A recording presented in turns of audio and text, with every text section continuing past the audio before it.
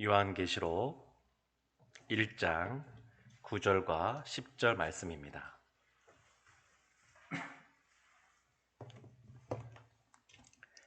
제가 말씀을 봉독하겠습니다. 나 요한은 너희 형제요 예수의 환난과 나라와 참음에 동참하는 자라.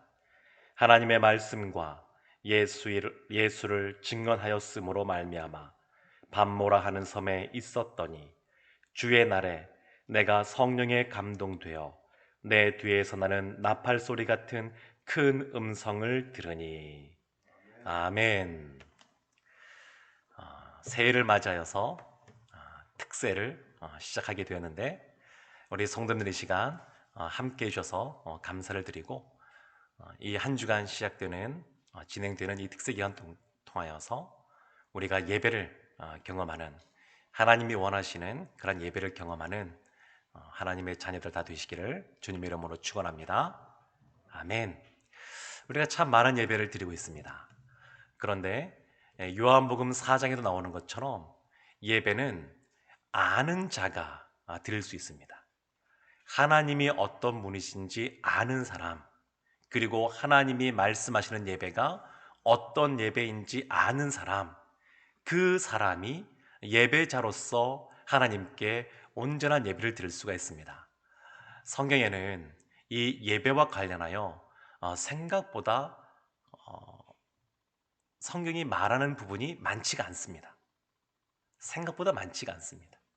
우리가 지금 드리는 이러한 예배의 형식이나 이런 것들은 종교 개혁 당시에 루터나 칼빈 같은 이러한 종교 개혁가들이 로마 카톨릭과는 다른, 보다 성경적인 그러한 예배가 무엇인가 많은 고민을 하였고, 그래서 이와 같은 예배의 형태가 만들어졌습니다. 근데 이러한 종교 개혁가들이 참고하여 근거로서 가져온 예배가 어디에 있냐면, 이스라엘이 회당에서 모여서 예배드리던, 바벨론으로 포로로 잡혀가서 회당에서 모여서 예배를 드리던 그 모습을 많이 가지고 왔습니다. 그리고 이 회당에서 예배드리는 모습은 예루살렘 성전에서 예배드리던 모습을 또한 가지고 온 것입니다. 그리고 이 모습은 조금 더 올라가면 시내산에서 하나님과 이스라엘 사이에 언약을 체결하던 모습에서 이것을 근거로 해서 가지고 온 겁니다. 그러니까 우리가 드리는 이 예배는 그냥 순서 하나하나가 그냥 있는 것이 아니고 성경에 근거하여 또한 역사적으로 그러한 근거들을 가지고 이렇게 예배의 형식들이, 순서들이 정해졌습니다. 그런데 이거보다 더 감사하게도 하나님께서 우리에게 알려주시는 예배의 본 모습, 원형이라고 할 수 있는, 우리가 지금 드려야 되는 그러한 예배로서 추구해야 되는 그러한 예배의 모습을 알려주신 부분이 있습니다. 그곳이 어디에 있냐면 성경의 가장 마지막에 있는 마지막 계시, 계시의 완성, 최종 계시라고 하는 요한계시록에 예배에 대한 말씀들이 기록되어져 있습니다. 실제로 하나님 나라에서 어떻게 하나님의 백성들이 하나님께 예배를 드리는지, 우리가 나중에 가게 되면 드릴 그 예배가 상세하게 기록이 되어 있습니다. 그렇게 묘사가 되어 있습니다. 오늘의 본문의 말씀을 통해서도 요한이 예수님을 만나 예수님 안에서 예수님을 예배하는 장면이 기록이 되어 있습니다. 9절과 10절 말씀만 읽었지만 그 뒤에까지 읽다 보게 되면 이것이 하나님께서 원하시는 그러한 예배의 모습이다 라고 하는 것을 볼 수가 있습니다. 9절 말씀 처음 시작할 때 이렇게 시작이 됩니다. 나 요한은 너희 형제요 예수의 환난과 나라와 참음에 동참하는 자라. 하나님의 말씀과 예수를 증언하였으므로 말미암아 밤모라 하는 섬에 있었더니. 요한계시록을 누가 썼냐면 요한이 썼습니다. 나 요한은. 근데 이 요한이 누구냐면 전통적으로 예수님의 제자인 사도 요한, 갈릴리 바다에서 물고기를 잡던 그 요한, 베드로, 안드로와 더불어 야고보와 형제였던 그 요한, 그 요한이 쓴 것으로 전해지고 있습니다. 그 요한은 예수님의 12제자 중에서 가장 나이가 어린 그러한 제자였습니다. 예수님의 품 안에 안겼기도 했고 예수님이 특별히 어린 나이였으니까 더 이뻐해주고 사랑해줬던 것 같습니다. 그 요한인데 이 요한이 나이가 많이 들었습니다. 근데 이 나이가 많이 든 상태에서 오늘 9절 하반절을 보면 하나님의 말씀과 예수를 증언하였음으로 말미암아 하나님의 말씀을 선포하고 복음을 전파하는 그러한 모습 속에 반모라고 하는 섬에 유배지에 갇히게 되었습니다. 이 반모라고 하는 섬은 이 당시에 정치적인 그러한 유배지였는데 복음을 전하는 것 때문에 갇히게 된 겁니다. 복음을 안 전했으면 그 당시에 로마의 황제가 나를 신이다 라고 말하면서 숭배하게 만들었는데 황제 숭배를 따라갔다 그러면 이러한 유배지에 갇히지 않았을 텐데 그렇지 않고 그것을 거부했기에 유배지에 갇히는 그러한 안타까운 모습이 나타납니다. 그러나 이것이 요한에게는 진짜 복이 되는 모습이 되었습니다. 요한이 자신을 소개할 때 이렇게 소개합니다. 나 요한은 너희 형제요. 형제. 다른 식으로 표현하면 성도다. 이렇게 표현하는 겁니다. 자기 자신을 예수님의 제자, 사도라고 표현하는 것이 아니라 성도라고 표현합니다. 성도. 이것이 되게 중요한 부분입니다. 하나님 앞에 예배드리며 나갈 때에 요한복음 3장에 나오는 니고데모, 요한복음 4장에 나오는 사마리아 여인, 이들이 하나님께 예배드리며 나갈 때에 어떠한 사람이 나가는 거냐면 성도가 나가는 겁니다. 성도. 하나님의 자녀. 예배는 하나님을 믿지 않는 사람들이 드릴 수 있는 것이 아닙니다. 예배는 하나님을 믿는 하나님의 자녀, 거룩한 백성이라고 일컬어지는 성도가 드리는 것이 예배입니다. 이 요한이 자신을 성도라고 이렇게 표현하고 있습니다. 그러면서 예수의 환난과 나라와 참음에 동참하는 자다. 그렇게 설명합니다. 왜 내가 너희의 형제냐, 성도냐? 예수님의 그러한 환난 그리고 나라 참음에 같이 동참하기 때문에 그렇다라는 것입니다. 그래서 반모라고 하는 섬에 그 유배지에 갇히는 것을 볼 수가 있습니다. 또 보게 되면 이 반모라고 하는 섬은 소아시아라고 하는 터키, 오늘날 터키의 서쪽에 그 지역인데 그 지역 밑에 에게해라고 하는 그런 바다가 있습니다. 근데 거기에 보면 작은 섬이 반모라는 섬이 있습니다. 오늘날 국가로 보면 그리스 땅인데 이 작은 섬에 이게 있는데 이곳이 중요합니다. 왜냐하면 여기는 예루살렘 성전이 있는 곳이 아닙니다. 여기는 이방인의 땅입니다. 성전이 세워진 곳, 성막이 있는 곳이 아닙니다. 이런 외딴 곳, 이방인 땅인데 여기에서 예수님께서 찾아오시고 여기에서 예배가 드려지고 있는 겁니다. 요한복음 4장 21절에 예수께서 이르시되 여자여 내 말을 믿으라. 이 산에서도 말고 예루살렘에서도 말고 너희가 아버지께 예배할 때가 이르리라. 그리심산도 아니고 시온산도 아니고 하나님께 예배드릴 때가 있다라고 말씀하시는데 장소가 중요한 것이 아니다라고 하는 것을 말씀하고 있는 겁니다. 신의 산이 흔히 우리가 거룩한 산 이렇게 표현합니다. 왜 신의 산이 거룩한 산이냐면 하나님의 임재가 있었기 때문에 그렇습니다. 반모섬은 부활하신 예수님께서 찾아오신 곳입니다. 요한이 하나님 앞에 머물러 있을 때에 주님께서 찾아오신 거룩한 곳이 되었습니다. 그래서 이 반모섬은 거룩한 섬이 된 겁니다. 다른 이유가 아닙니다. 우리가 어디에서 예배를 드릴 수 있느냐?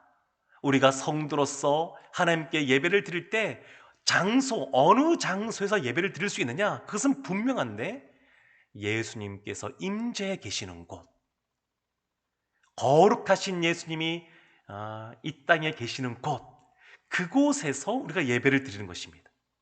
우리가 가정에서도 예배를 드릴 수 있고 삶의 자리 일터에서도 예배를 드릴 수 있는데, 삶의 예배를 드릴 수 있는데, 중요한 것은 뭐냐면 주님께서 임재해 계시는 곳이어야 예배를 드릴 수 있다는 것입니다.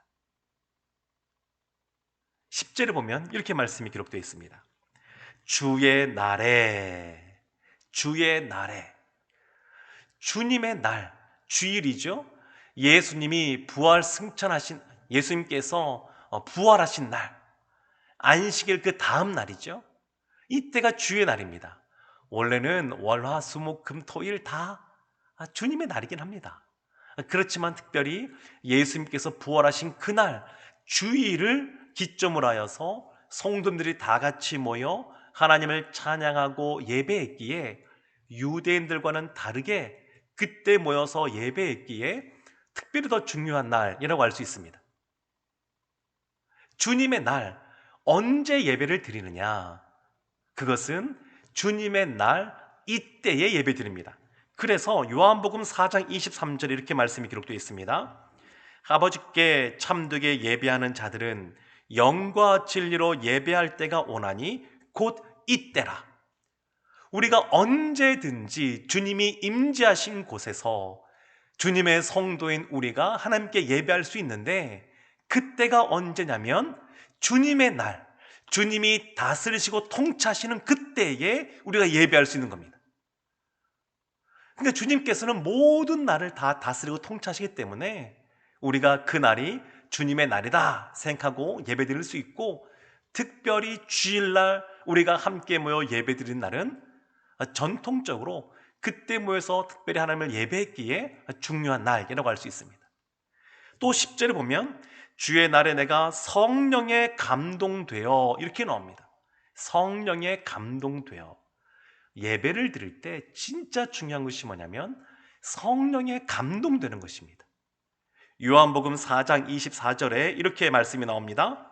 하나님은 영이시니 예배하는 자가 영과 진리로 예배할지니라. 아멘. 예배하는 자가 영과 진리로 예배해야 됩니다. 성령 안에서 예배해야 됩니다. 성령 안에서. 우리의 힘으로 예배 드릴 수 있는 것이 아닙니다. 우리가 아주 좋은 처소를 마련하고 분위기를 만들고 그런다 그래서 우리가 예배를 드릴 수 있는 것이 아닙니다. 하나님이 받으시는 예배는 하나님이 영이시기 때문에 우리가 성령으로 예배를 드릴 때 하나님께서 예배를 받으십니다. 이것도 굉장히 중요합니다. 시점이. 우리가 예배를 다 드린 이후에 성령에 우리가 감동되는 것이 아니라, 물론 예배를 드린 이후에 성령님이 우리 가운데 충만히 임재하시고 우리에게 감동을 주기도 하십니다. 그렇지만 예배라고 하는 것은 처음부터 성령에 감동되어 시작하는 겁니다. 성령으로 말미암아 우리가 예배를 드릴 수 있는 겁니다. 우리가 교회 이 예배당에 모여서 예배를 드리든, 가정에서 예배를 드리든, 삶의 예배를 드리든 성령에 감동되어 있어야 하나님이 받으시는 예배를 드릴 수가 있습니다. 그러니까 우리가 늘 깨어 있어야 됩니다. 우리가 늘 성령 충만할 수 있도록 예배를 위해 늘 기도하는 모습으로 있어야 됩니다. 지금은 이 코로나 상황이어서 우리가 이렇게 기도팀을 운영하지 못하지만, 우리가 주일날 예배 드릴 때 이 예배를 위한 중재 기도팀이 있지 않습니까? 그러니까 예배를 위해서 늘 기도하는 것이 필요합니다. 예배를 준비하고 나오셔야 되는데 가장 중요한 것, 성도인 우리가 성령에 감동되어 예배를 드릴 수 있는 모습이 되게 해달라고 기도해야 됩니다. 예배는 그렇게 드리는 겁니다. 그냥 몸이 건조하게 메마른 상태에서 예배 드리는 것이 아니라, 죄 많은 한 여인이 예수님 앞에 눈물을 흘리고 머리카락으로 예수님의 발을 닦고 향유옥합을 붓고 예수님 앞에 사모하는 마음으로, 간절한 마음으로, 갈망하는 마음으로, 갈급한 마음으로 나오는 것처럼 우리의 마음이 그와 같은 마음이 되어 예수님께 나와야 주님께서 받으시는 예배를 드릴 수가 있습니다. 계시록 10장 1장 10절 하반절에 보면 이런 말씀도 있습니다. 내 뒤에서 나는 나팔 소리 같은 큰 음성을 들으니 주의 날에 주님의 성도인 요한이 주님이 임하신 거룩한 장소에서 하나님께 성령에 감동되어 나아갈 때 나팔 소리 같은 큰 음성이 들리는 겁니다. 음성이 들렸습니다. 그래서 요한계시록 1장 12절 보게 되면 이 요한이 몸을 돌이켜서 살펴보는 장면이 나옵니다. 거기에서 부활하신 그 예수님, 하나님 보좌 우편에 앉아 계신 그 예수님의 모습이 묘사되어 있는데 좀 길긴 합니다만 12절부터 16절까지의 말씀을 제가 한번 읽어보겠습니다. 몸을 돌이켜 나에게 말한 음성을 알아보려고 돌이킬 때에 7 금 촛대를 보았는데 촛대 사이에 인자 같은 이가 발에 끌리는 옷을 입고 가슴에 금띠를 띠고 그의 머리와 털의 희기가 흰 양털 같고 눈 같으며 그의 눈은 불꽃 같고 그의 발은 풀무불에 단련한 빛난 주석 같고 그의 음성은 많은 물소리와 같으며 그의 오른손에 7 별이 있고 그의 입에서 좌우에 날선 검이 나오고 그 얼굴은 해가 힘있게 비치는 것 같더라.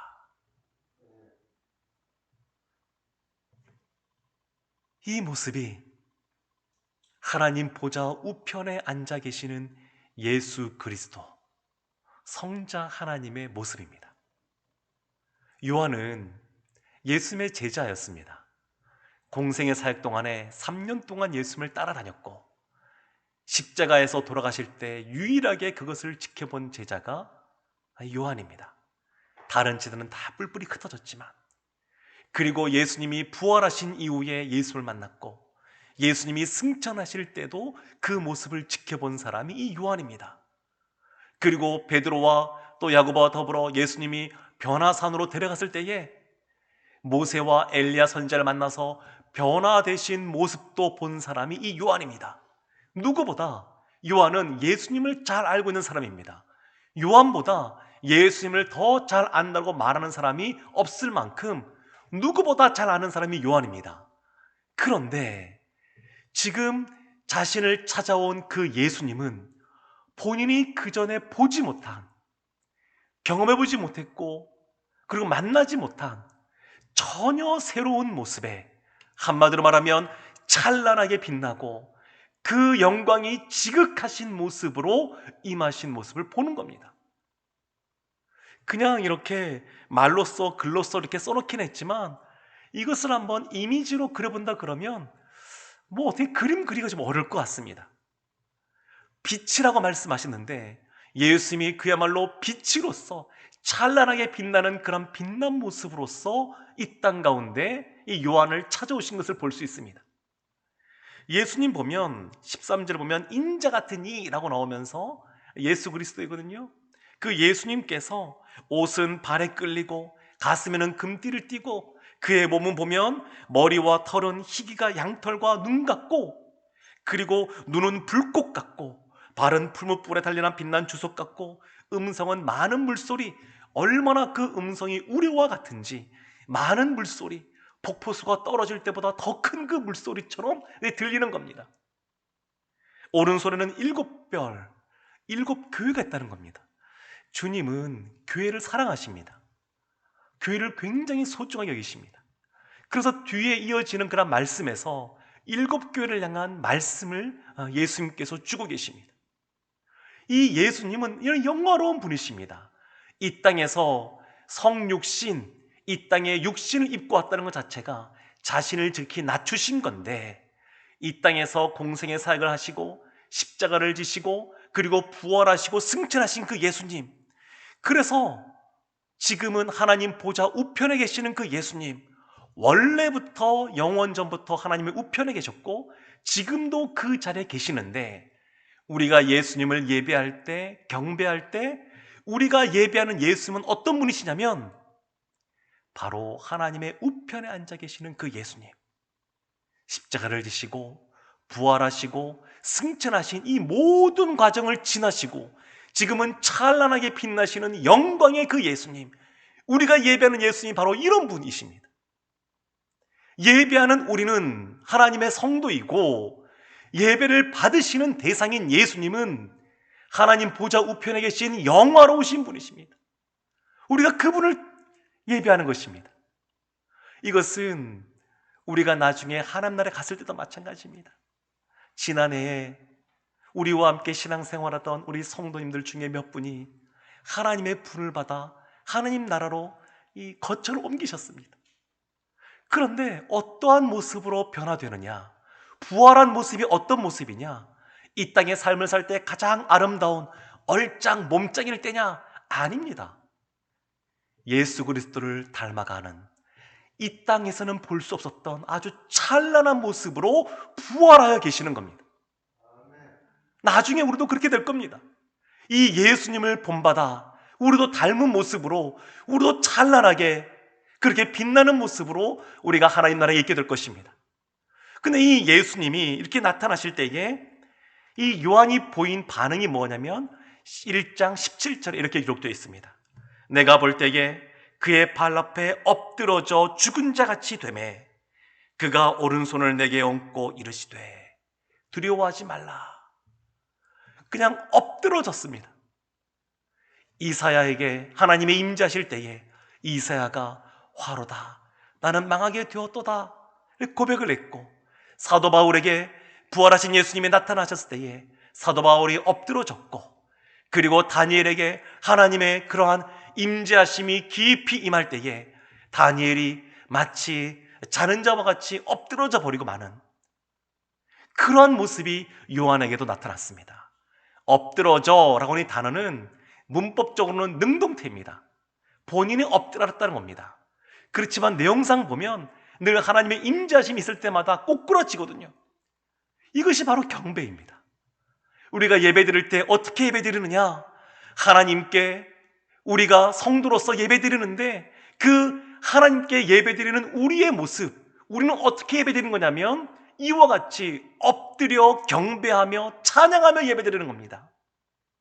주님 앞에 가장 낮은 모습으로, 주님 앞에 가장 겸손한 모습으로 엎드려 절하며 드리는 것이 바로 예배입니다. 세상에 갖고 있는 여러 가지 지위나 이것 다 내려놓고 오직 주님 앞에, 지극히 높으신 주님 앞에 엎드려 경배하며 나가는 것이 예배입니다.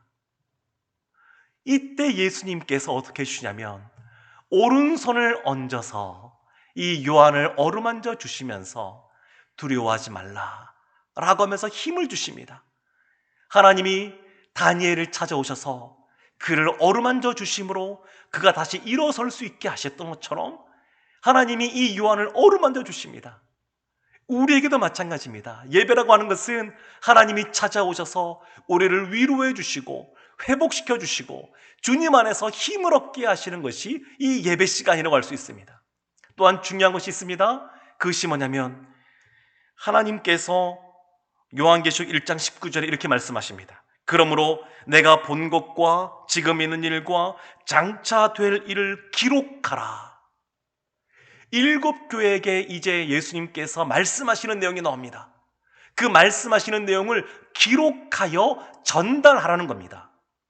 예배의 가장 중요한 것은 뭐냐면 말씀 시간입니다. 지금 이 요한계시록 1장부터 2장, 3장까지 이 예배라고 말할 수 있는데 가장 중요한, 가장 많은 분량을 차지하는 것은 뭐냐면 예수님의 말씀입니다. 예수님의 말씀이 선포되어집니다. 말씀 시간이 그래서 가장 중요합니다. 말씀 시간에는 이 7개를 향한 예수님의 말씀을 보게 되면 제일 먼저는 예수님이 어떤 분이시냐, 처음이요 마지막이다 라고 말씀부터 시작하여서 예수님이 어떤 분이신지를 말씀하십니다. 더불어 이 세상을 살아가는 교회의 성도들에게 칭찬과 책망의 말씀을 하십니다. 신앙생활할 때 어떻게 해야 되는지 그 말씀이 선포되는 것이 예배 시간의 이 설교 시간입니다. 또 보게 되면 그들에게 상급을 주시는 장면이 나옵니다. 그러니까 이 예배 시간에 선포되는 말씀에는 무엇이냐면 우리가 가게 될 하나님 나라, 그것에서 받게 될 그러한 상급에 대하여 선포되어지는 겁니다. 그러니까 예배 시간에 설교 시간이 제일 중요한데 그곳에서 선포되는 것은 예수 그리스도, 예배를 받으시는 분이 어떤 분이시느냐, 그리고 우리가 신앙생활을 어떻게 해야 되느냐, 그리고 우리에게 주어지는 하나님의 은혜와 복이 무엇이냐, 이것이 바로 설교 시간이라고 말할 수 있습니다. 사랑하는 성도 여러분, 이것을 예수님은 요한을 통하여 대언하게 하셨고, 요한은 또한 각 교회의 그런 지도자들에게 이것을 전해 주었습니다. 그러므로 사랑하는 성도 여러분, 이것이 요한의 메시지를 받는, 서신을 받는 성도들에게 큰 위로가 되었습니다. 그것이 큰 위로가 되었습니다. 로마 황제를 숭배하지 않은 것 때문에 여러 가지 억압과 압제 속에 고난의 삶을 살아갔지만, 이러한 말씀이 되어 선포되어지고 이 예배 시간을 통하여 그들의 마음속에 소망이 생기는 겁니다. 위안이 있습니다. 예배는 그런 시간입니다.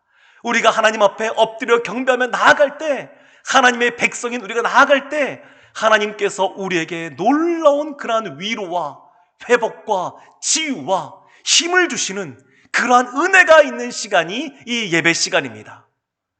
그리고 제가 지금 말씀을 드린 이 모든 것의 가장 중심이 되는 것이 있는데, 그것은 바로 예수 그리스도입니다. 모든 예배의 처음과 마지막까지 그 중심이 되시는 분이 예수 그리스도입니다. 그래서 우리가 늘 예수 그리스도께 집중하여 하나님께 예배드리며 나간다 그러면 하나님께서 기뻐 받으시는 예배, 하나님께서 찾으시는 그러한 예배가 될 줄로 믿습니다. 성경적인 하나님이 우리에게 최종의 계시로 말씀하시는 이 계시록 말씀을 통하여 우리가 하나님이 찾으시는 참 예배자로서 하나님께 예배하고 하나님의 마음을 기쁘게 해드리고 하나님께 영광을 올려드리며 하나님이 주시는 상급과 복을 받아들이는 은혜가 흘러넘치기를 주님의 이름으로 축원합니다. 아멘. 우리 시간 짧게 우리 함께 합심하여 기도하기 원합니다.